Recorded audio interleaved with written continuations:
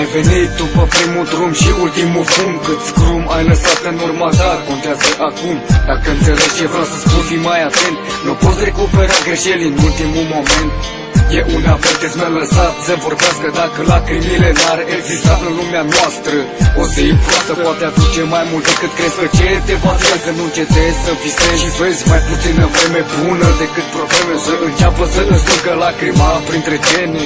O să te cheme ziua și momentul care ai să vezi că dorința doare mai tare. Și oare o să te poți întoarce în lumea din care ai plecat? Îți pare rău că ai adunat păcat peste păcat, fără să te aștepți. Totul s-a terminat și a plecat. Stai în fața celui care te-a creat. Parcă a fost totul filmat, imagini din viața ta, familia care te plânge împreună cu maică ta. Nu există om care să nu fii suferit, nu există om care să nu fii zâmbit, nu există om care să nu fii păcătuit, nu există cale de întors dacă ai murit. Rămâi doar că sufletul în păcat că ai trăit. Acum ești acolo sus, poți fi fericit. Dacă toate lacrimile din lume se stinge, n-ar mai ploua în inimi, poate ar ninge. Atunci inima mea ar înceta să plângă.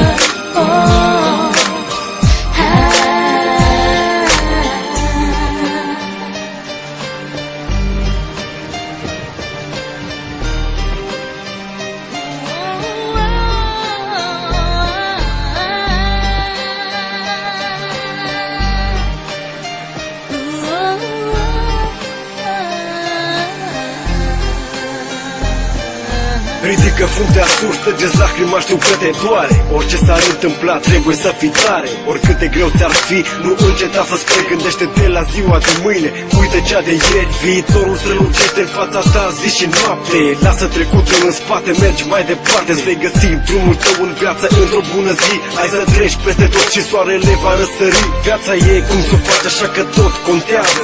Încearcă să trăiești din plin și savurează fiecare clipă ca și când ar fi ultima din viața ta.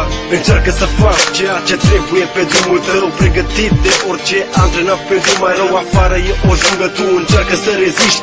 Oprește-te din plâns și încearcă să te miști. Știu că vorbele n-au niciun sens, nicio valoare atunci când suferi, când durerea e mare. Știu că orice aș face și oricât aș încerca, nimic nu o să poată să-ți aline suferința. Viața e o piesă de teatru, o tragedie. Îl întreb pe Dumnezeu, oare mâine ce-o să fie? Ai vrea să poți să schimbi ceva pentru tine, dar ce a fost, rămâne așa, știi bine. Dacă toate lacrimile din lume se stinge, n-ar mai ploua în